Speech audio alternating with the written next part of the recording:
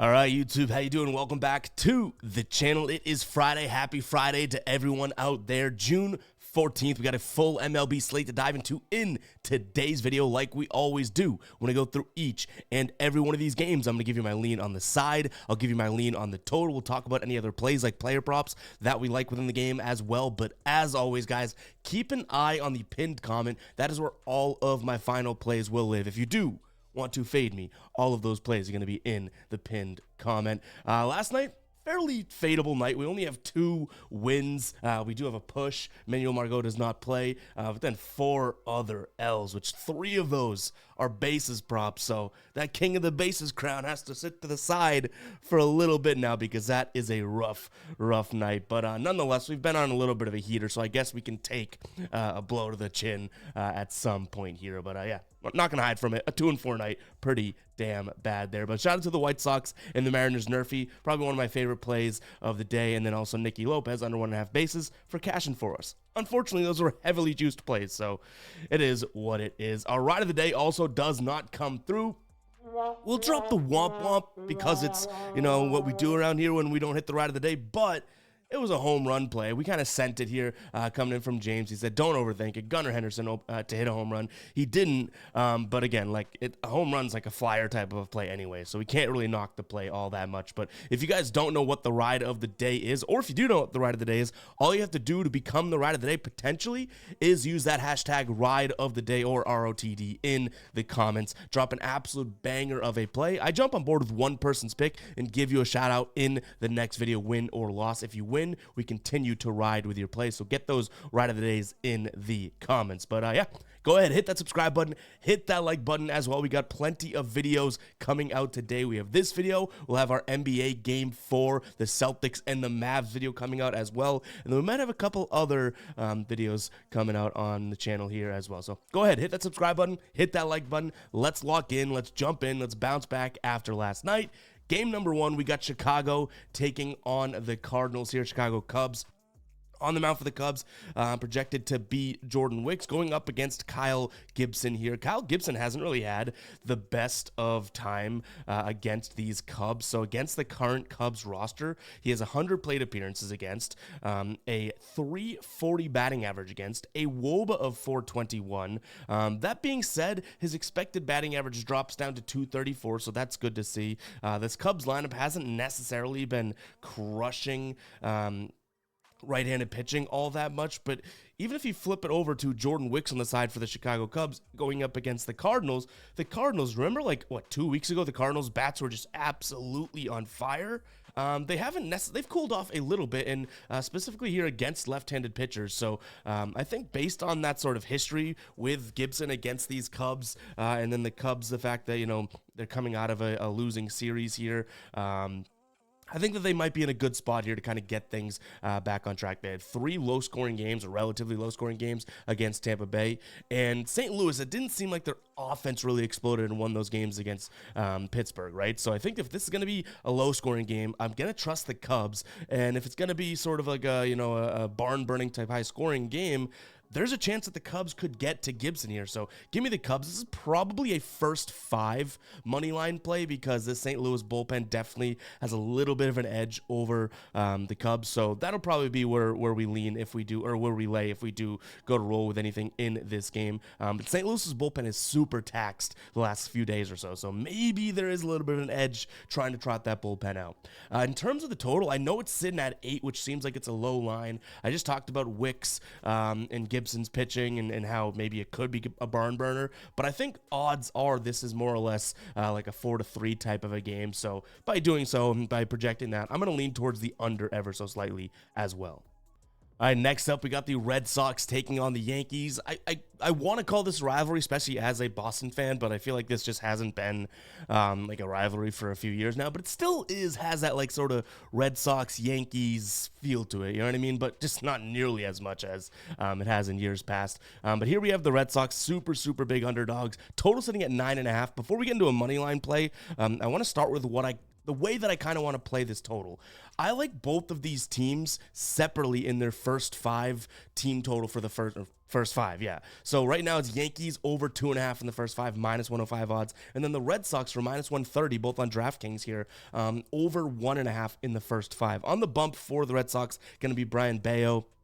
I like Brian Bayo, but he just continues to be sort of a middle-of-the-road type pitcher. Going up against Luis Gil here for the Yankees, who has had some little moments on the road this year, but overall still having a really, really good year, hence why these lines are where they are. I don't mind taking a peek at the over 4.5 in the first 5 because I think one of these teams gets off to a hot start, but I do kind of like splitting them, Red Sox over 1.5 and Yankees over 2.5, meaning if one of the teams does it, it kind of mitigates, and one doesn't, right? Kind of mitigates the other, but if they both do hit, we could kind of double dip into this one. So that's the way that I'd play the total in this one. And again, I just think it's because one of these teams, being the Red Sox, Yankees here, one of these teams kind of gets off to a decently hot start. So 3 runs in the first 5 for the Yankees would cash it. 2 runs in the first 5 for the Red Sox would cash it. When it comes to a money line play, now I'm obviously a little bit biased towards the Celtics in basketball, right?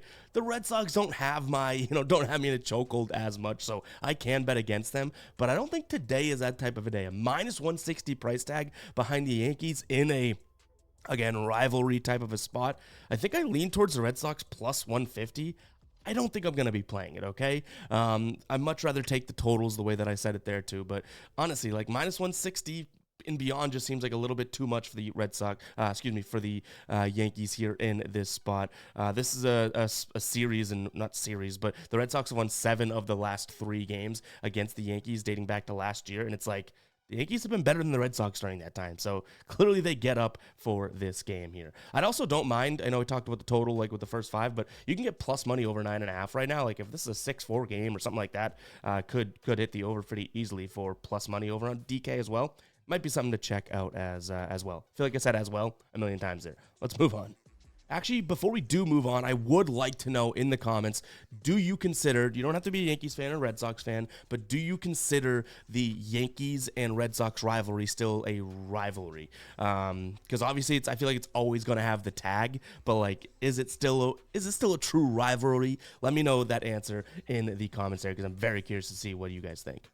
All right, next up, not the best of series here. We have Miami taking on Washington at home. And we don't necessarily know who is, I guess, confirmed to start for Miami. I've seen Ryan Weathers. I've also seen Max Meyer. So we'll see who's starting there. It looks like Mackenzie Gore is going to get the start for Washington, which he has been really like a hit or miss type of a guy. He has, I want to say, like three or four good starts in his last 5. So I'll give him a little bit of credit there. Last time he pitched against Miami, it was pretty bad, though. 5 innings pitched, 4 earned runs, one home run, but 7 strikeouts. So you know what I mean? With like a hit or miss, even that as an example, it was last year, but kind of proves that point. I think that, Washington at minus 160 is kind of ludicrous. So almost by default, whether or not we know who's pitching for Miami, I think them plus 140 or plus 140. Let's see. Yeah, plus 140 is where they're at right now over on DraftKings. That's probably where I would lean to. I don't know if I end up actually rolling with that, though. That seems kind of, like I said, a little bit crazy.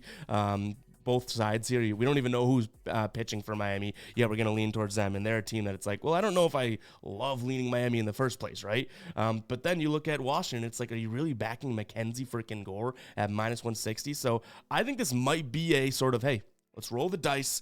Miami for plus 140. I think this could be more of a coin flip type game. We're getting a great price over there, but we want to know who's starting for Miami, I guess, before we roll with that. But don't be surprised if you see that in the pinned comment, even though I'm saying it's kind of like crazy to do. I just think it's a coin flip game. You're going to give me plus 140 on one side of the coin.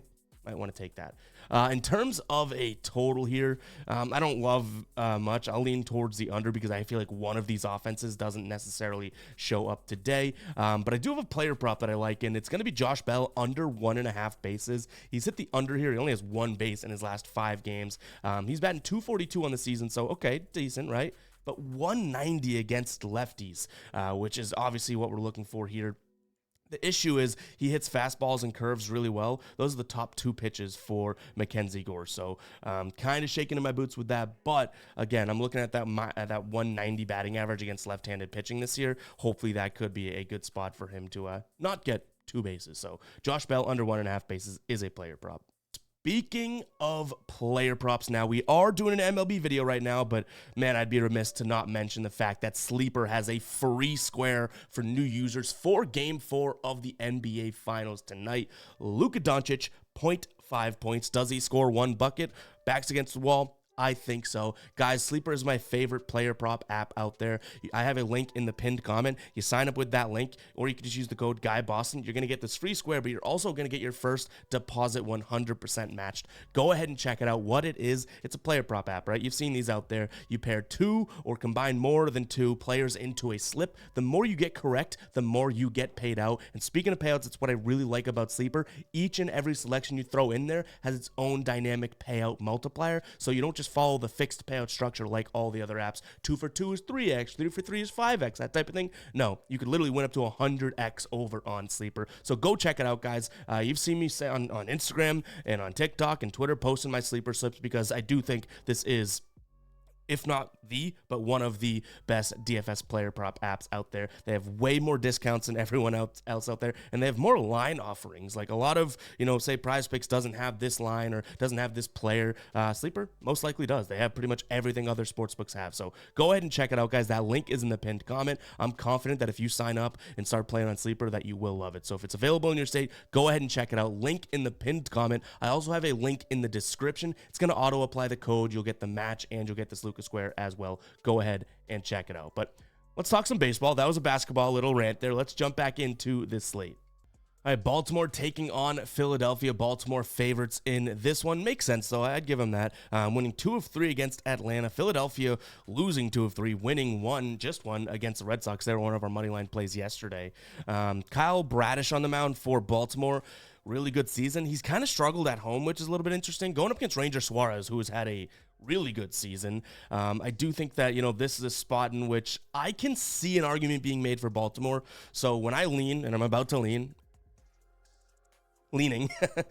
Philly, I do think that this is a spot where, you can make an argument for both teams. And I know when I say that, people in the comments are like, you can't do that. You're supposed to give us a pick. No, I'm supposed to tell you what I'm picking, what I like in the game. And I do like Philadelphia because you're getting a really good team that just lost 2 of 3 against the Red Sox at a plus money tag today. That's the reason, right? With a really good pitcher on the mound. But I could see someone saying, okay, well, Baltimore, after losing a game yesterday with a decent pitcher on the mound as well, who actually has some decent stats against the Phillies roster, like I get the Baltimore argument as well, but to me that plus money next to the Phillies just seems kind of worth taking the flyer on. So similar to how we talked about Miami too, like if this is a coin flip game in my mind, that should be like minus 110, minus 110 on both sides, the way normal sports books would price them out. But if we can get them for plus 115, a team that I do think has just as much of a chance to win as the other, I think that it's worth kind of considering there. So I'm going to lean towards Philly. In terms of, whether this is a full game or first 5, both these bullpens are in a similar situation, sort of,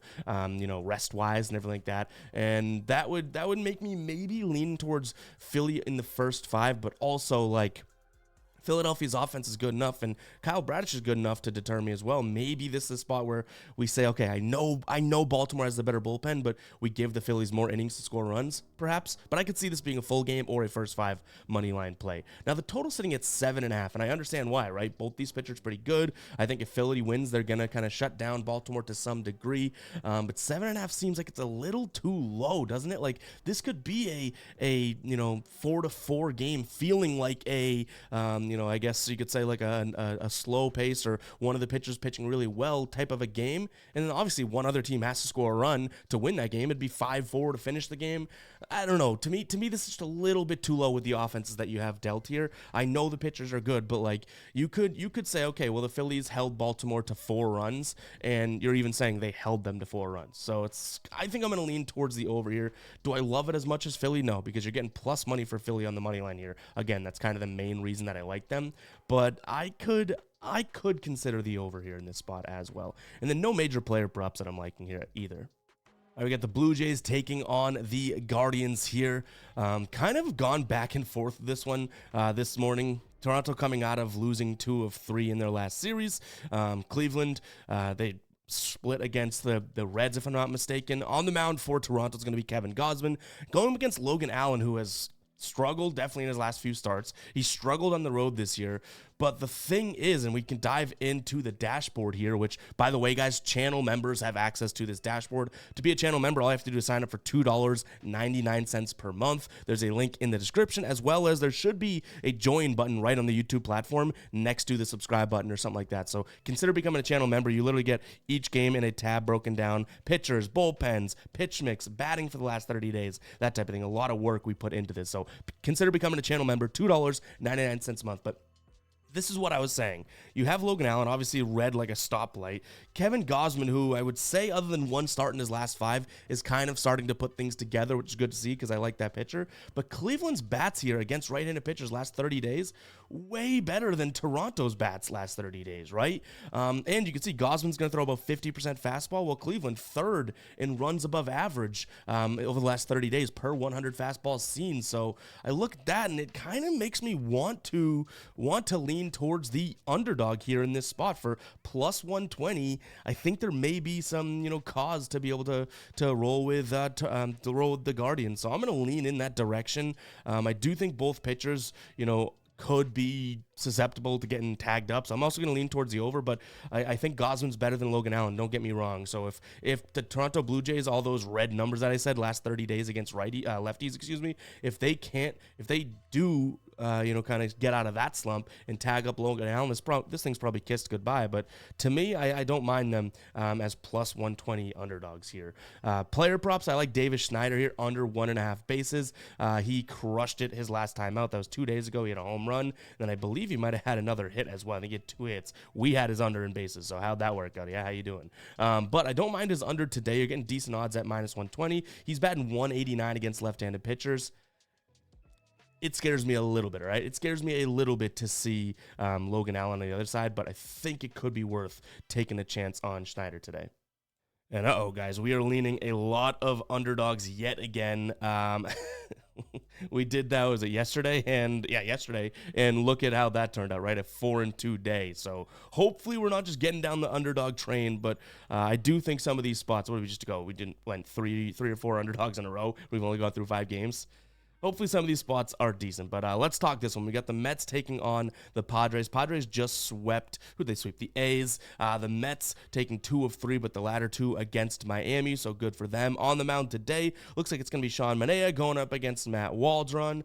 So a decent amount to consider here. Both of these teams, I feel like, are absolute hit-or-miss type teams right now, no pun intended. I think probably the better and more consistent team, I'm going to throw towards the Padres here, so that's where my bet's going to lay.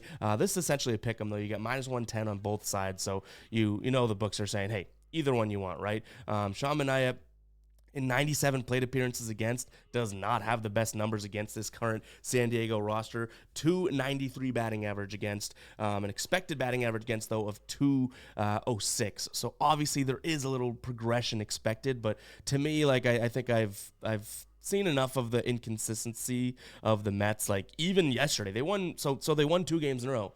One game they won 10-4, and then they win 3-2. It's like, are you 10-4 better than the Marlins, or are you 3-2 better? We don't even know, right? Whereas the Padres kind of just they kind of coasted through that series. It was close. I'm not going to say that, but they weren't just kind of like up and down. So for what that's worth, I'll lean towards the Padres here on the money line.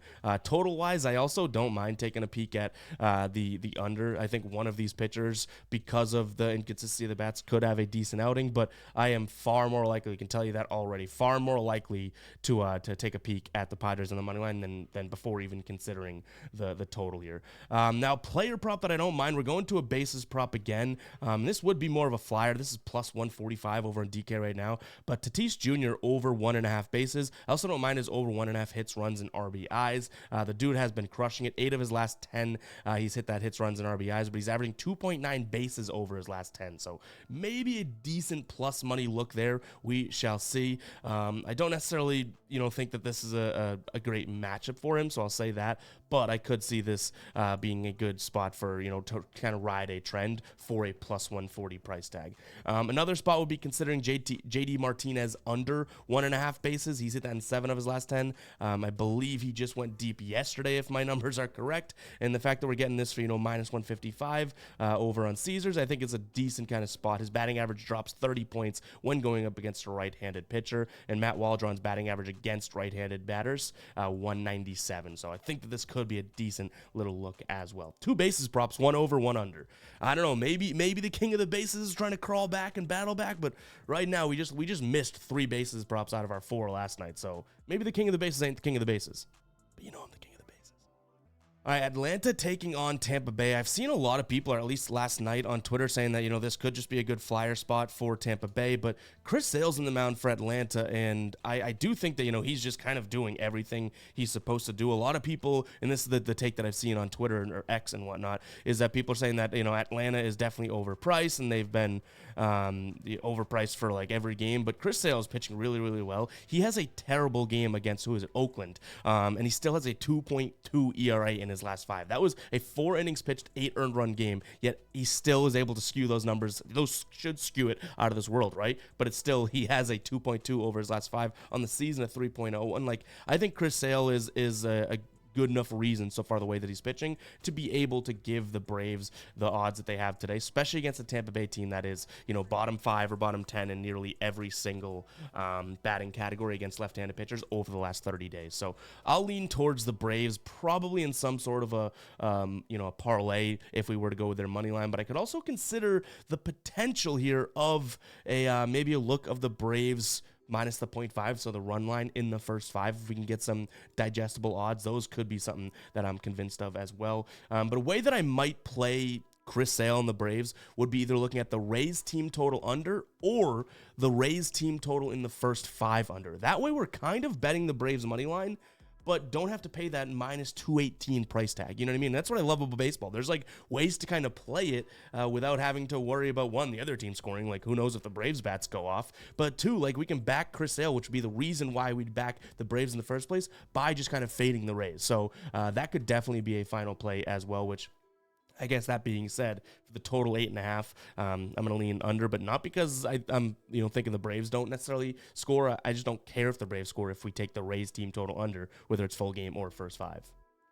All right, Milwaukee taking on Cincinnati. We have Freddie Peralta probable here as a starter, and then Hunter Green as well. I don't think either of them have been fully confirmed, but they are expected. I think you're just inside being able to pull the trigger with this price for Milwaukee. Or Freddie Peralta definitely has to reel it in. A couple starts in a row hasn't looked all that great, but you could say the same thing about Hunter Green, right? And I like Freddie Peralta more than I do Hunter Green, so I guess that makes sense. And Cincinnati's not like the best fastball hitting team, 12th runs above average, so they are above average, right?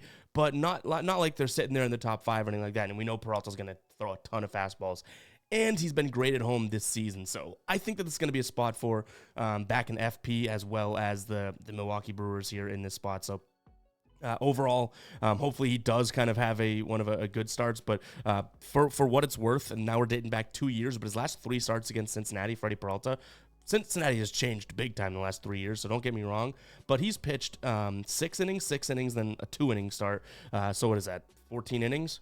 No runs scored. And he has 22 strikeouts over those starts. So Freddie Peralta at least has some sort of trend against Cincinnati here. So give me them on the money line. When we take a peek at what we're looking at for a total here right now, sitting at 7.5.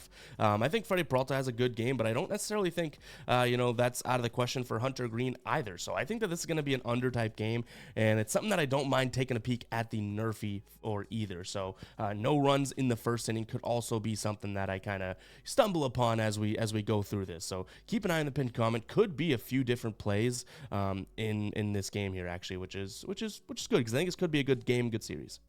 All right, Minnesota taking on Oakland. Minnesota heavily juiced favorites in this one. Also not a spot in which I really want to consider Oakland. They lose, 6-3 yesterday, 6-2 yesterday. On the mound today, Woods Richardson going up against Mitch Spence. Mitch Spence has not been bad, but this Oakland offense, diving back into the dashboard here, you can see this Oakland offense nearly bottom of the barrel in everything against right-handed pitchers in the last 30 days, even the pitch mix, right? So nothing to really write home about. It's not like Minnesota is crazy good, but you can see they do have some good numbers here, right-handed pitchers at home, but I'm trusting this right here. This is Simone Woods Richardson here at home. So give me the Twins here, but it'd have to be in some sort of parlay, obviously. In terms of the total, I'm not going to really go out of my way to play this one, but I don't mind the under because even like I said, the Twins offense isn't like ecstatic, right, and crazy, and Mitch Spence has had some good spots this season, so maybe even now that I say it, I might talk myself into an under actual bet, so maybe that is the move here potentially. So yeah, give me Minnesota as well as the under. I think I'd rather the under though. All right, Houston taking on Detroit. You have Tariq Screwball on the mound for Detroit, going up against Hunter Brown. I understand, Houston has a good offense and all that jazz, but really their last 30 days against lefties have not been all that great. And Tariq Screwball is obviously a phenomenal pitcher. He's having a crazy good year. So the fact that we're getting the Detroit Tigers here at a potential underdog spot, I don't mind whatsoever. So I'm going to lean towards Screwball here as well as the Tigers. You get them for -105 right now. The problem is I have a feeling that people are going to think that that's a pretty public play. Maybe I'm wrong, right? But I do think that this could be a spot for Screwball to go out there and pitch really well. I mean, Hunter Brown does not scare me, as far as I could throw him type of thing. So yeah, give me the Tigers on the money line here. Total, I'm going to lean towards the over. I think that this is a spot where Detroit could get to Hunter Brown, or even if I'm wrong about Screwball, maybe this Astros offense puts up a couple more runs than I would expect. Their offense hasn't been that great, or at least they weren't great in that San Francisco series, but Detroit's offense wasn't bad. 4, 5, then 7 runs in their last series. They scored 10 runs in the last game against Milwaukee before the Washington series, so maybe they get to Brown and kind of make this over a potential play. So maybe it's a Detroit team total as well. We shall see there. I just am backing. I think you're just getting a good price, right? When you say, all right, well, you're going to get Cy Young candidate pitcher Tariq Screwball as an underdog against a Houston team that really hasn't impressed me all that much. Sign me up every day of the week there. Now, one play that I will mention here that is kind of more of a flyer, over hits, runs, and RBIs for Alex Bregman for +100. Do I think he's going to go out there and crush, Screwball? No. He is batting .333 in his last 6 plate appearances against him with 2 hits, 1 RBI. But the fact that we're getting plus money for a guy that's hit this in 10 of his last 10 games, and I believe, I want to say it's 12 games in a row. Maybe he's facing a good pitcher here, but could still be worth a flyer. But again, I think I'd much rather kind of talk myself into backing Screwball versus a hitter against him, if that makes sense. Oh, this is just absolutely when you're walking down the street and you see, some crazy stuff and you just got to look away, but you kind of want to look like a car crash type thing. That's what this series seems like it could be. Or this game, I guess, actually in particular. We have Colorado taking on the Pirates, and you're probably like, why the hell is Colorado only -112, right? The Pirates, are better than Colorado for sure. They've probably won, 10 more games than them. But you have Quinn Priester on the mound for the Pirates, or at least he's slated to be the starter today. So it's if he pitches, or if it's not Quinn Priester, it's probably someone even worse than him. It's damn, man, this could be a absolute dumpster fire. I'm going to lean towards the home team, but I don't think that I play this. I don't think there's a safe play in this game. But if you are, if you are a true gambler, then this is the type of game where you're saying, hey, let's roll the dice, let's see what happens.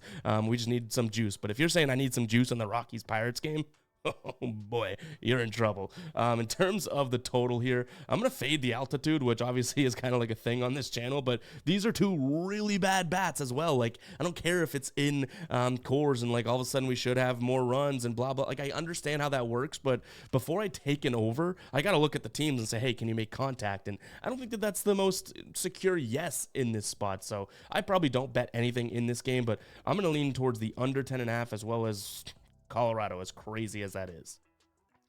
Arizona taking on the White Sox here. This could honestly be another spot in which I'm kind of what are we doing here? I know Arizona scored 11 runs last game, and they actually scored 9 or more in 2 of those 3 games against the Angels, so maybe you can make the argument that their bats are kind of coming around or something like that, right? Chicago wins yesterday, Garrett Crochet, and who ended up pitching for Seattle? Forget. Anyways, both those pitchers looked really well. It wasn't Castillo, right?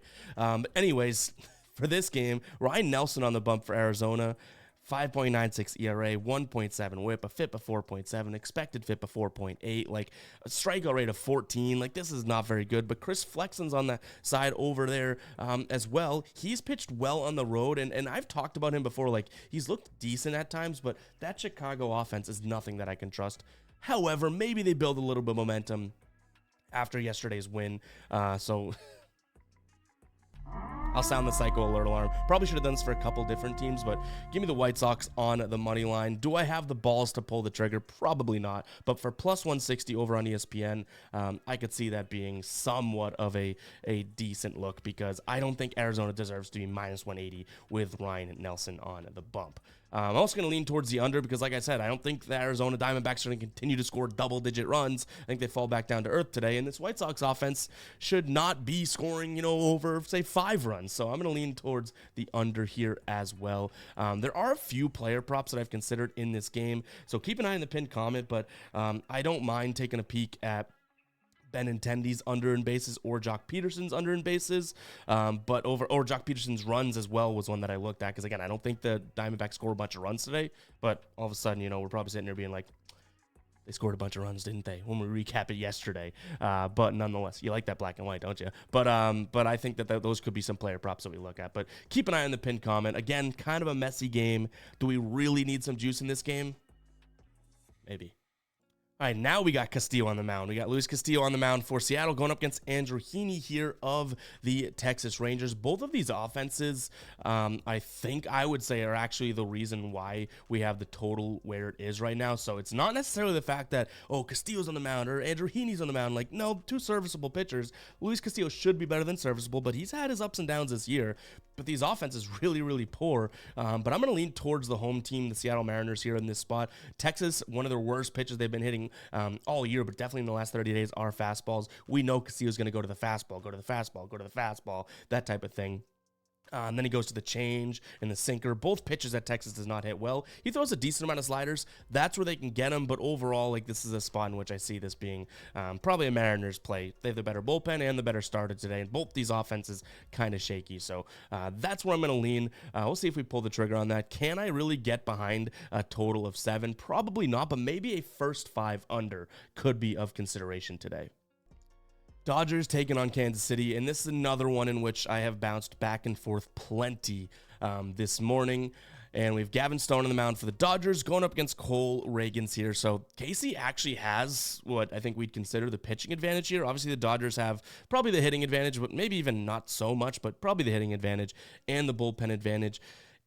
It's probably a Dodger spot, even given the odds. Like, the sportsbooks come out here and obviously put a price to something that they believe is accurate. I could consider an under, though, because I think if you bet the under, it's almost like betting Kansas City, because the Dodgers, the way that they're going to score is to get to Reagans and that type of thing. So I'm going to lean towards the under. I guess if I had a gun to my head and I knew that someone was going to, pull trig, if I didn't give a bet, I'd bet Dodgers at home here. But overall, like I said, this Dodgers team has been super unpredictable. Gavin Stone's on the mound. He hasn't been the most predictable, but the Dodgers are 4-1 in his last 5 starts as a team. So that's probably where we end up leaning. All right, in the last game of the slate here, we got San Francisco taking on the Angels. Right now, I don't know if we know exactly who's pitching for San Francisco. I've seen Spencer Howard as the listed starter here. But what I'll say is that San Francisco's they are going up against Tyler Anderson of the Angels, which I'm pretty sure is in the books. They have been batting lefties really well over the last 30 days. So give me San Francisco here on the money line. When it comes to a total, I think maybe a San Francisco team total over could hit, but I'll take the over in this spot as well, because I'm kind of banking on San Francisco really putting up maybe 5 runs, which hopefully the Angels can kind of follow suit to some degree, right? So give me San Francisco in this spot as well as a slight lean towards the over. And guys, it's going to wrap it up for today's show. If you did enjoy, go ahead and hit that like button, hit that subscribe button, comment 33 if you made it to the end of the show, because I just love seeing when people comment that. And I also love when the guppies are like, what's 33? What's 33? And it's like, dude, if you know, you know. But I appreciate the hell out of everyone that tunes in and makes it all the way in, guys. Seriously. And go check out all the other videos that we're going to be posting today on the channel. But yeah, that's all from me. I'll catch you guys in the next one, all right? Peace out.